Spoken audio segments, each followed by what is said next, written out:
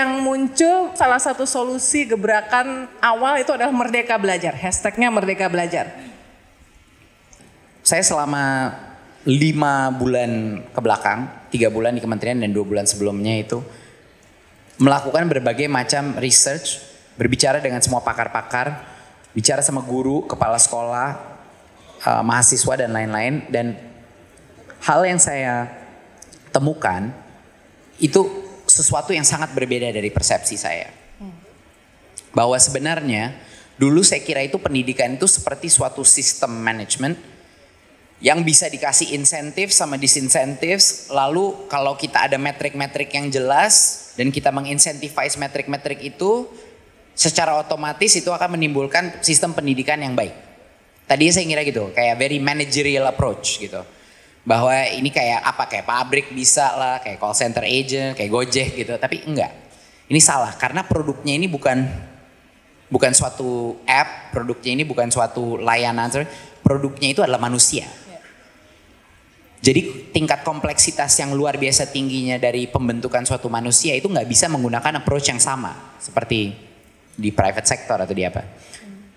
Tapi satu hal yang saya sadari adalah apa ciri-ciri sekolah-sekolah yang terbaik.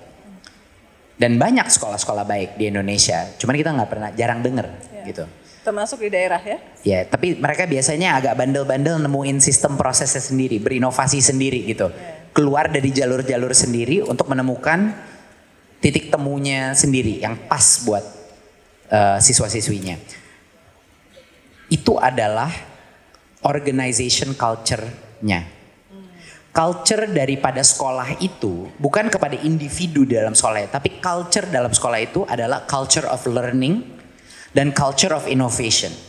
Jadi ya itu culture di mana banyak tanya, banyak coba, banyak karya.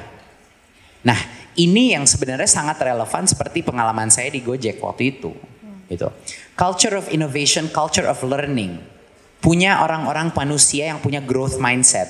Itu sebenarnya objektif daripada sistem pendidikan kita. Untuk menciptakan anak-anak yang punya growth mindset. Apapun passion dia.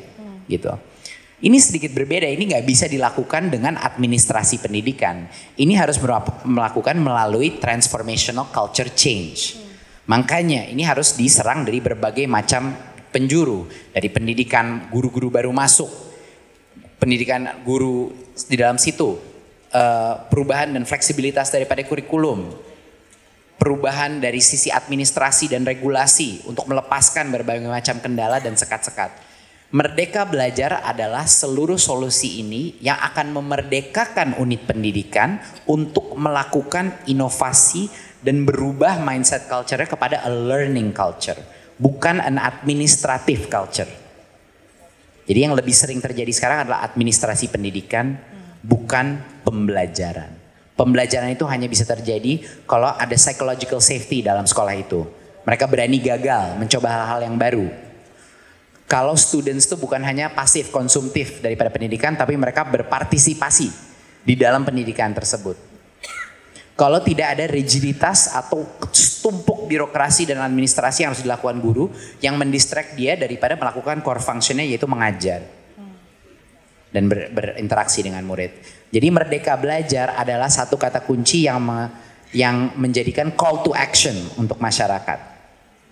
Untuk para guru, kepala sekolah, orang tua, company semua, agar kita meredefinisi apa itu culture yang tepat, culture yang merdeka di dalam unit pendidikan.